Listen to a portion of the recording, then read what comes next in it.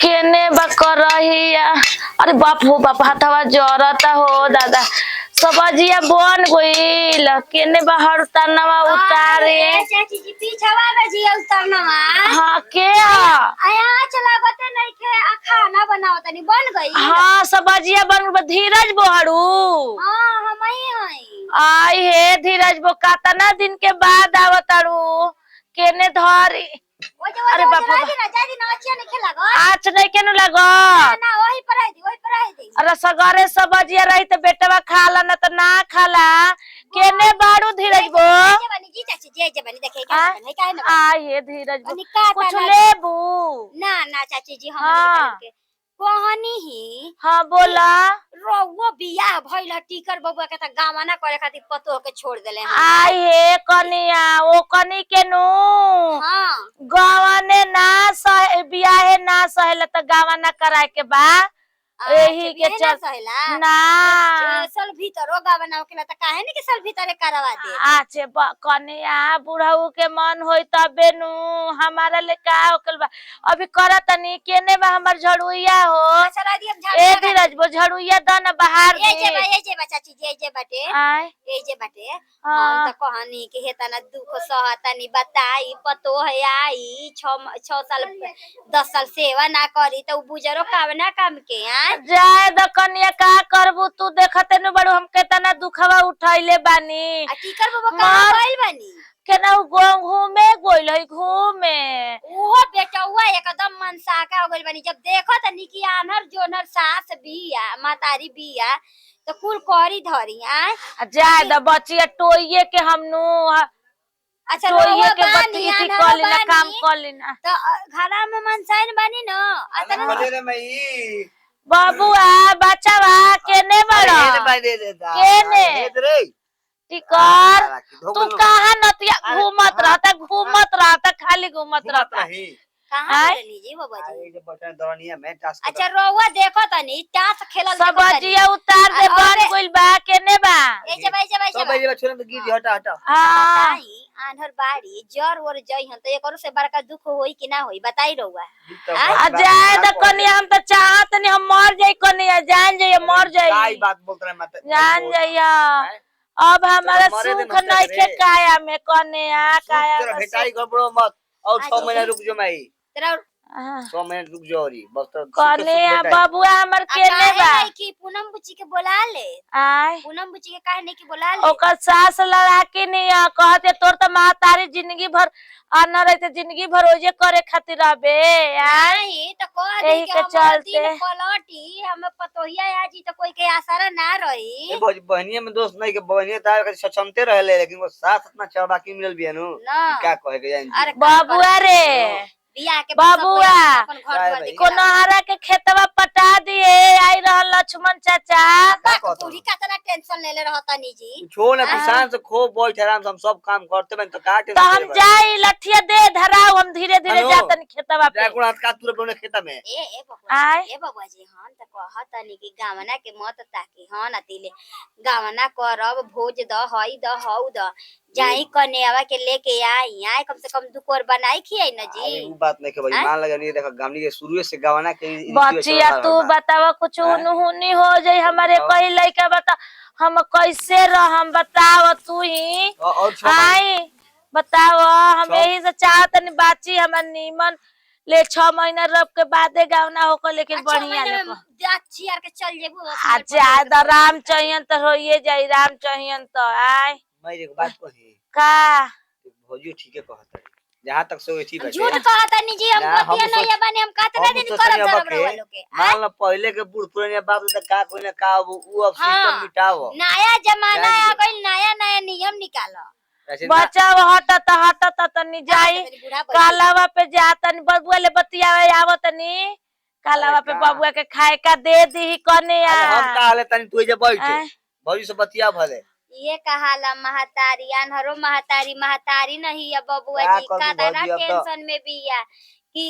खैनी कि ना खैनी पियनी कि ना पियनी रहुआ का तना टेंशन लेतनी है ए भाई त का करी जा ले ले के बरा हाँ बबुआ जी गांव समाज देखी गांव समाज राउर मैया आनहर बिया तो करे आवत टे हम ही करे आवत नी क दिन कर बचिया बाबू कन्या अरे बबुआ हां भाई केने बाड़ू हे बनी हे दे हां कनी रुकली आवत तनी घर में ले थरिया खा ल दुकवा ठीक नो हम खा पका लेब रवा टेंशन मत लीही ए कनिया ज्यादा हम घरे बड़ी भाग सैल बड़ू आय खा ले चाय बाबा भौजी के दे देबे सुन पहले पैसा कहां से अलमारी में कहां बाटे ओ जे इथिया के बउए हते चुके जलिया में जलिया में के रखी ना 12,000 लेके आई हम से ले लेबे रुपया छोट के बड़ छोट गिनी ना नापे निकनिया छोट रही त 10 वाला रही त छोट रही 50 वाला त तनी बड़ रही 20 वाला रही त तनी ओकरा वो चाहि नाप के कली ना हां सब तेज जा तनी बाबू जो देखिए मीन बदन भौजी हां देखे रे देखब जी ए बाबा जी हम त कहब दूसरा कोई के मत सुनी हम जवन को हनी उ नियम अपनाई हम ना भौजी मालक जाई मु करी धरी ना रहुआ के तू जे जाई तो विदाई कर दियो सो के ना करे सब रवा लंगट अपन पसार दे बाप हम अपन बेकत के लिया के जाई दूसरा कोई खाए के दीजी यो बात के कहत रू हां ना तिले जा तन तुम तैयारी करके जा दी बताओले जाई हैं बिना बताओले जाई कहीं हमर बेकत हिया हां ठीक मालक आंधर मतारी कब का करी हो हैं माने त को हम कि हम 6 महीना तक हमर मैया मुजी त ओकर हां ठीक राव त मैं चल दिया चेयर के देखो नु ननद बुचिनु कहाँ जानी केने निकलल बानी यहाँ की ये चिंता ना रहेला कि खाई या पीही कि ना खाना बना देले बानी नु बस जा सुबह से निकलल बानी त निकलल बानी भौजी ओए भौजी था कोई नहीं जी साड़ी पहन आदत का सुना ना मदन चाचा के बगीचा में चल गोनी जा फरल बाटे हमार खूबी ने अमरूद आ पेड़ पर चढ़ के तुरंत रह जा ऐसा लख देला उनके गिरत भरा तो देखो ना हो जे छिला गइल कार के पेड़ पे चढ़ हम ही वो रही मैं कभी तो के साड़ी के कहले ह पहने के जी तो साड़ी पहन के आने भौजी मैं पहन ले रहे ऐसे वो पहन लेनी ओकने कने सनु ससुरवा जाइम त हमरा के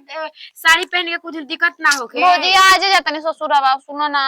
कन काहे फोनवा में नहीं खन उठावत को फोन कोई नहीं हम वो रही से करत त हम जानी के कनियो काम में व्यस्त हो हम अभी नहीं कि फोन कइले हमरा पर फिर कभी तन के पहला कनियो तबो ना उठैनी कुछ बोला नहीं ना गाड़ी पकड़ ना दनी हां जे खतर भौजी हम काहे कहंगा गाड़ी पकड़ दे जी तो काहे नहीं कि फोन उठावत है पता ना कनियो काम में बावन की का बाटे हम अच्छा हां यो बात रे वो सही है कतनी काम धंधा करत कम त कन बिजी हो जे साड़ी में निक लागत है साड़िया निक पहनी है बटुए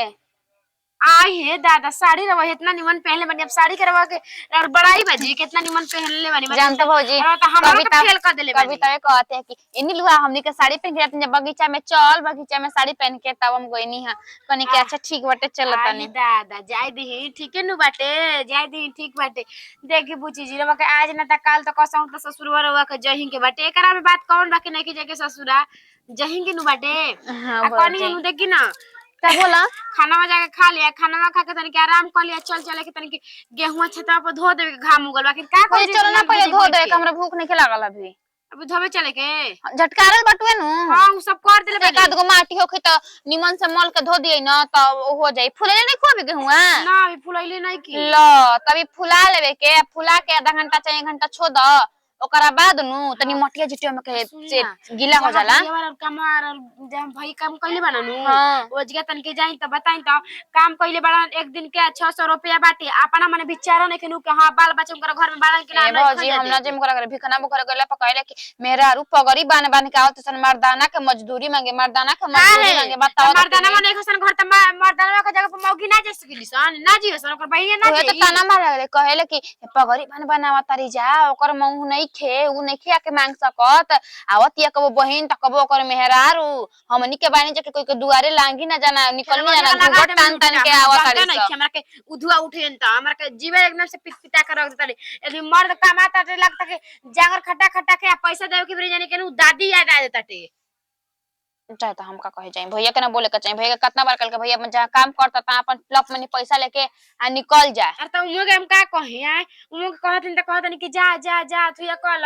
ए जा मांग ले आवा ए भौजी हमरा तो चिंता होता टेकवा का फोन का नहीं करता फोनवा का नहीं करता जाई त हमर मोबाइल से का करी त जाई त देखि त बड़े के लिस्ट हमार मोबाइल से काहे नहीं ब्लैक लिस्ट में तब बिजी बतावेला फुल रिंग जाता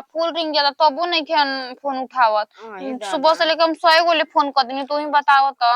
ना तो रोज कहत रहनु कि इहो बात हो सकता कान मोबाइल में साइलेंट हो या ना ना भौजी सुबह से मोबाइल थोड़ा ना साइलेंट हो ना तो भोरे में जगते जगते हमरा के हां इहो बात हां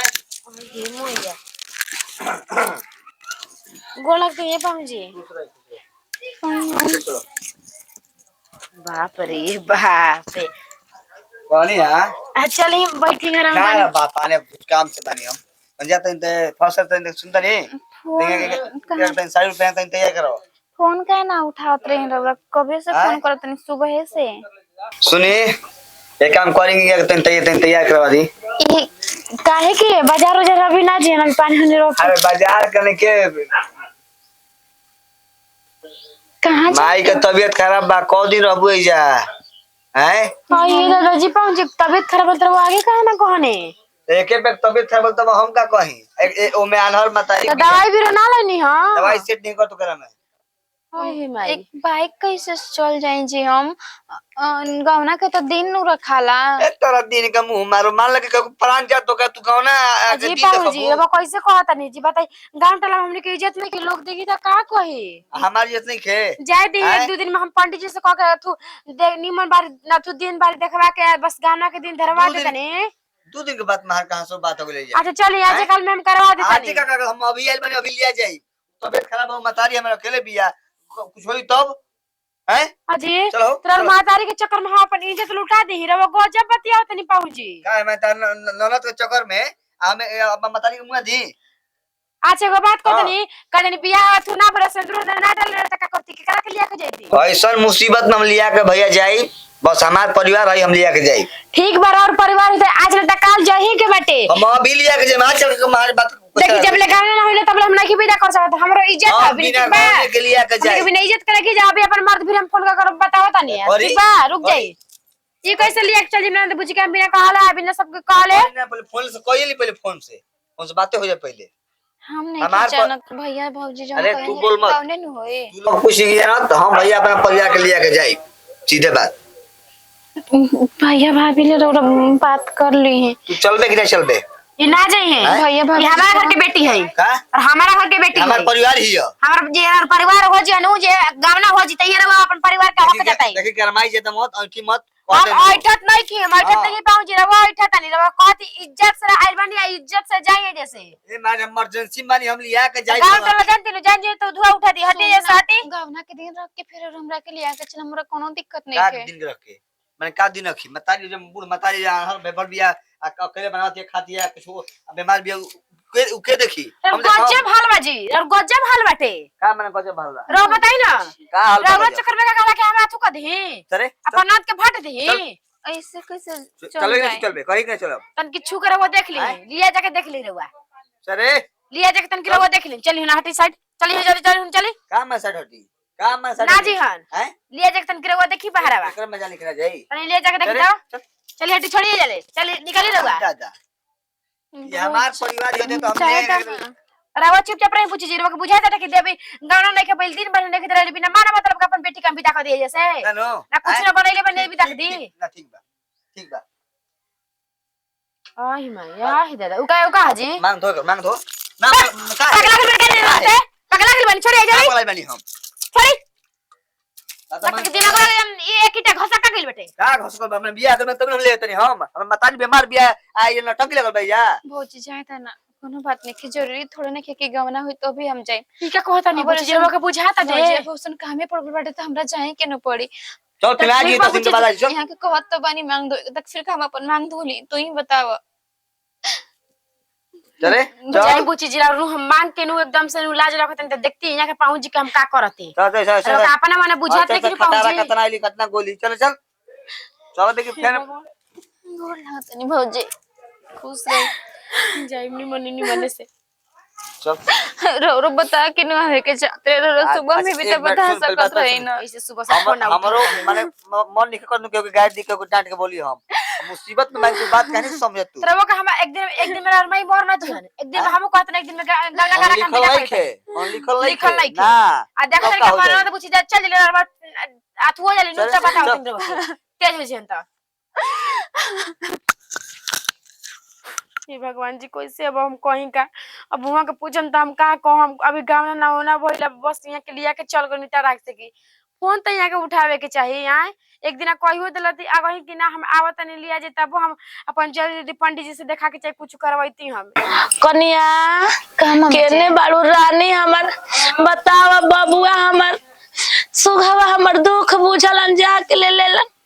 लेकिन भगवान के दया ले कहतन हे शिव गुरु कुछ बिगड़िया जाना हमर बाचे जैसे आइल भी हमनी के घर में रहस। कनिया तारा के हम देख नहीं पात, लेकिन कनिया गाल नाक मुंह बुझात तू बड़ी सुगर बाऊ रानी, नजर मत लागे। मम्मी जी रौरो बहुत सुंदर बानी, रौरो बहुत बढ़िया बानी, सबसे अच्छा तरह बोली बाटे और व्यवहार बाटे। कनिया जाए तो कनिया नीमन से रही, हमरा बच्चा के ख्याल रखी, ठीक ना? हाँ मम्मी जी कनिया चिंता मत करी, घर परिवार के चाहे अपन चाहे मई केने बच्चा आव बैठल बनी ले अब राजभोग सेवा होता नो। हाँ बच्चा हो निमन बाड़ा नो। हाँ हाँ हाँ हाँ कनी खाना खइला ह बाबू? अरे हाँ अरे नाक में उंगली मत लगा दी है बक। दुबरा गुल बा बच्चा हमर दुबरा गुल बा। ए चाची हाँ का गौने के भाभी आ गईली का? के अनीता बा? हाँ हो अरे केने बिया? का बने हाँ बिना गौने के पौतो ना लगाए देलू जाए तो पंडित जी ले बबुआ नु मंत्र पढ़वा के लिए आइल बा। तो बिटिया ना खिएबू हमनी के? अब बच्चिया बाद में खा लिया जा, लइका होई नु हमरा बच्चिया के कनेउआ के तो तोहनी के मिठाई खियाई होई या कहिया ना होई। अरे राम दिहनु राम जइया दिहन तो या हो जाई। ए भैया तो भौजी मुंह दिखावा अच्छा ही देखा दे तू कुछ देला कनिया ना मुंह दिखाई लगे मुंह दिखाई। कनिया कनिया केने मुंह दिखा द, मुंह दिखा द, दिखा द, दिखा द कनिया मुंह दिखा द। लड़की या नातिन या नातिन आई बेटी बहुत सुंदर बाड़ी ले भाभी नो इधर के परी ही है। हां कनिया बच्चियो मैं सोने के पहनले बड़ू का भाभी? ए बच्चिया बच्चिया अनीता बा? हां चाची तोर भौजी आइल बड़ी? हमार भौजी हाँ गौवा गई रही तो अभी नहीं खियाई अभी ए कनिया कस के नंद बतन थी रही दबावा दुखाता कनिया। मम्मी जी चिंता मत करी, रात सारा दर्द दुख हम तब चाची तब तो पतो के सुख ले तरे क दिन से कहिया खियाई बड़ी भाभी? अरे अभी काले टाइम कनिया जोर जोर से ना दबावा, कनिया गतही गतही दबावा। कनिया नीता गोइल ना ना जीवन चाची ए बच्ची अपन भौजी के भेज दिया हम कनिया के देखे खातिर, ठीक नो? आय इतना सेवा पानी करबू नो एक बुढ़िया नो कोई के हिया ना ऐसे ना बोले के चाहिए बुच्ची जी, रौरो अपने ससुरा में का बोलती है के बुचिया के बोलती है नीता तू जो जो जो जो जो तो बच्चा खाइला भैया जो बाद में ये तो लिए जो खजा खजूरी बाट ले लीजिए। तो चाची कैसे भगा होता दे समझावत है आज जाए तो बच्चा नत भगाओ बेटी क दिन के भाईसन आज खई हसन कल पर रही हसन कनी बच्चो खा ल बाबू हमर खा ल तर गाल धंस गइल बा जान जा। हाथ में छोटे के अपना गंदा मत हमरा का ये तिया कांधरे बड़े माई रे आय ये तिया कांधरे बड़े का कनिया के नु मुंह देखाई एगो बकासवा में धइले बानी कान में के दे दिया आवे के दा चाची हमनी के नहीं की जाना एकर हाथ ना मत बोल कपार दुखाए लगी दिन भर भचर भचर करत दुखाता ए चाची आय दो जीरा ले बेन जीरा नहीं कि जीरा दो हम खरे जाए दाल बैठाइले बानी जो डिब्बा में ले ढाल लिए जो ठीक बा रुकी हम देता नहीं ना ना हम ले ले हम देख ले बानी चल मैं चल जा खा ले चल खा ले ए जे हम आराम करम सुता बे हां जी रौरा चले रह पहले हम नहा के रह साड़ी चल चल चल चल चल चल ना वादा ऐसे काहे रौरा इसी को सेजे बैठा रहा कनिया केने भाई रुकी मम्मी जी रुक जाए कनिया हाथवा छोड़ बबुआ बुझा चल रौरा ऐसे कैसे जे बैठा रहा मम्मी जी बताई ता बताओ मम्मी जी कितना एकदम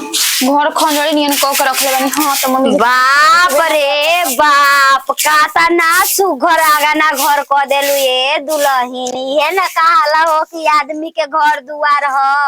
आय आनर सास रही टोटो के आधा बाहरत रही आधा ऐसे ही छोड़ देत रही आ तू आइल बलू कतना जल्दी घर चेतले हलू कने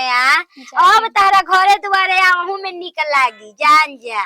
दीदी जी अनहर अपने हई अपने गोतिया दे आधई अब गावना कके आई रह तू कने त मांगू बहर ले बतैले बानी एकरा बारे में फोटो भी देखैले बने बतैले बानी ना हां उहे त एगो लहुरा देवर रहन हर एक होली में परेशान क देबे न उ जान जाए कने कने की का बनैलू पहिला पार का बनैलू मीठा बना रहे खीर पूरी सब्जी जाय गावना भइल चाहे ना भइल चूल्हा छुआई हो गइल न कने हाँ दीदी जी हमार भाभी तो विदाई ना करत रही यहाँ के एक बाइके गई रही ना दिन में फोन करते तो फोनो ना उठावत रही एक बाइके जाके यहाँ का कहत नहीं कि ना विदाई कर एक वजह से आवे के पड़ल हटुए ज्यादा बाची हमार देख गावना होखो चाहे मत होखो अपना घरे दुआरे आ गइलू ना आय घर दुआर चेत लहलू ना बिलात रहला आ जाए तू चाहे काल तू आवे करला यही घर दुआर में आ गइलू तो अपन धन समेट लहलू ना बाची हमार कहीं हमरा नहीं खेलो कत के हमार सास के दोनों आंख नहीं खे कोनो काम उम नहीं खे हवात हमरो तो लोग तो न बटुए कि आखिर अकेले कैसे करत बचिया मैल घर चेतली है जवने बुजरी आवस तवने मार चाउर लेके जास गोइठा लेके जासन मैल तार दूध गाय भैंस सब यही तरह सब और औरावत खौरावत रहत रही देखते बने दीदी जी हाँ, अब के आवत एगो दर दे में हम ही रही जो ना अपन मानत रही बबुआ जी के कबो दुगो रोटी लिया के दे देते रही जान जा देखले ना हनी मम्मी जी के नहीं है तो बुझात रहे कि घर एकदम आदमी के रहे वाला ना गाय गरु के रहे वाला नियन मैया ढेर करेली का कर बेचारी टोटो के आटा सानेली टोटो के लिट्टी लगावेली टो के बता देबी कि लिट्टी पाकल बा कि कच्चा बा जान जा आदत हो गइल बाटे हां एक के वजह से तो ना की बहुत बेचारी करेली अभी देख रुक ना जाई रात भर सुत जी राती के ना तो टोटो के एक तार का पान में लिख ना रह जाई हाँ एकदम मैं भी सुता रही था वैसे ही करते पूरा ऐसे से कह के खींचत रही कह के खींचत कनी मम्मी जी का करत नहीं और मैं तो नहीं खींचा त कनी हमरा आदत बाटे जाए द कने आ वही जो तार मातारी ना रहली मातारी के सुख भोग लिया यही जा आ जाए द या गोतनी दे दिन नहीं खींचा तू अपन भोग जाए के सुख भोग ले लेबल हां दीदी जी दोनों सुख बराबर बता भैया खिसियाई नहीं खन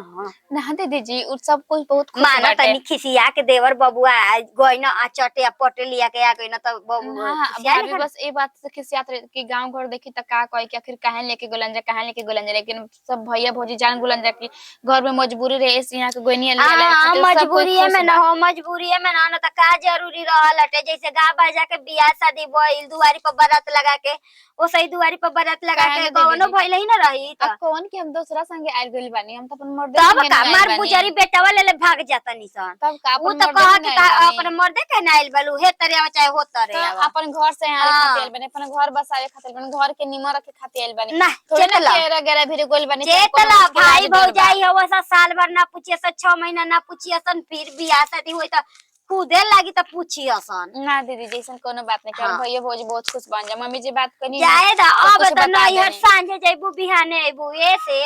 एक घर में कोई नहीं के तहरा आला सच बताई दीदी जी हमरा जाए के मन नहीं करती घर से हमरा इतना ज्यादा लगाव हो गइल बाटे मम्मी जी से इतना ज्यादा लगाव हो गइल बाटे जेबो करम त मम्मी जी के लेके के अपना नहीं हर जाए हां ई बात के करे वाला बाटे ई बात निक कलहु बुची ई बात निक कलहु बड़ा तार भगवान शिवगुरु असही बुद्धि बनौले रह अपन घर चेतले रह कने असही कोनो काम रे कैसे ही नहीं है ना असही आईनी ही ठीक है ए भाभी पहिला तार जीरावा ले गोल रही नो घरे त ल यहाँ अपन जीरावा का जी बुची जेरा और मम्मी कहा बानी जी लौकत नहीं की का करे घरे नहीं के मामा गावे गइल बिया का करे और मम्मी कुछ कही खूब मामा गांव के साड़ी पहिरी ना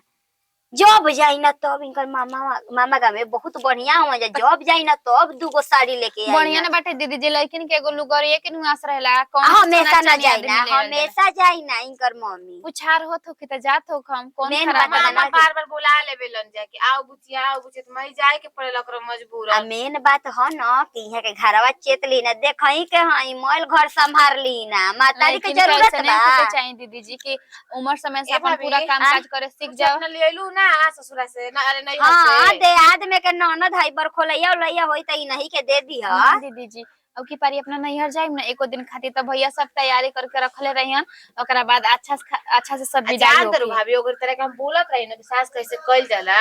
तुम तरह के गलत ना बताओ तो तरह के मतलब बता के देखत रही कि तू नीमन आइल बड़ू के खराब आइल बड़ू